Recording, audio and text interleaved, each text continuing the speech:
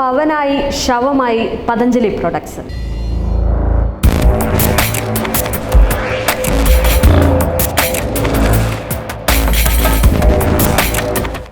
April Uttarakhand state licence authority suspend ചെയ്ത 14 ഉൽപ്പന്നങ്ങളുടെ വിൽപ്പന നിർത്തിവെച്ചതായി ബാബ രാംദേവിന്റെ പതഞ്ജലി ആയുർവേദ ലിമിറ്റഡ് സുപ്രീം കോടതിയെ അറിയിച്ചിരിക്കുകയാണ്. തെറ്റിദ്ധരിപ്പിക്കുന്ന രീതിയിൽ പരസ്യം നൽകിയെന്ന് ചൂണ്ടിക്കാട്ടി ഇന്ത്യൻ മെഡിക്കൽ അസോസിയേഷൻ കമ്പനിക്കെതിരെ പരാതി നൽകിയിരുന്നു.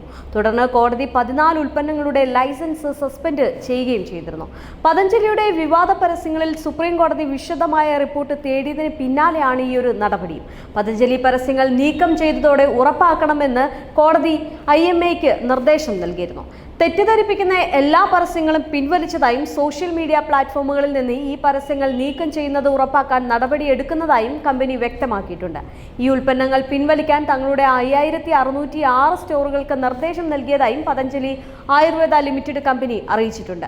ജസ്റ്റിസുമാരായ ഹിമ കോഹ്ലിയും സന്ദീപ് മേത്തയും അടങ്ങുന്ന ബെഞ്ചിനെയാണ് പതഞ്ജലി വിവരങ്ങൾ അറിയിച്ചിട്ടുള്ളത്. ഈ 14 ഉൽപ്പന്നങ്ങളുടെ എല്ലാ രൂപത്തിലുമുള്ള പരസ്യങ്ങൾ പിൻവലിക്കാൻ മാധ്യമ പ്ലാറ്റ്ഫോമുകൾക്ക് നിർദ്ദേശം നൽകിയിട്ടുണ്ട് എന്നും പതഞ്ജലി കൂട്ടിച്ചേർത്തിട്ടുണ്ട്. പതഞ്ജലി കേസുമായി ബന്ധപ്പെട്ട് നടത്തിയ എല്ലാ വിവാദ പരാമർശങ്ങൾക്കും ബാബ രാംദേവും ആചാര്യ ബാലകൃഷ്ണയും പരസ്യമായി പത്രങ്ങളിലൂടെ ക്ഷമാപണം നടത്തുകയും ചെയ്തിരുന്നു. കേസ് കൂടുതൽ വാദം കേൾക്കുന്നതിനായി ബെഞ്ച് ജൂലൈ 30 മാറ്റിയിരിക്കുകയാണ്.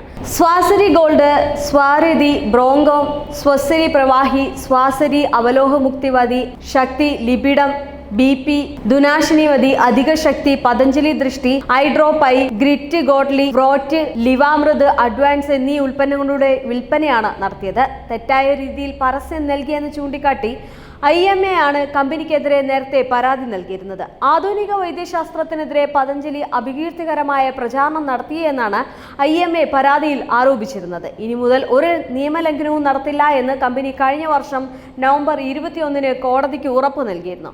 എന്നാൽ ഇത് ലംഘിച്ചുകൊണ്ടാണ് കമ്പനി പിന്നീട് വീണ്ടും പരസ്യ പ്രചാരണം നടത്തിയിരുന്നത്.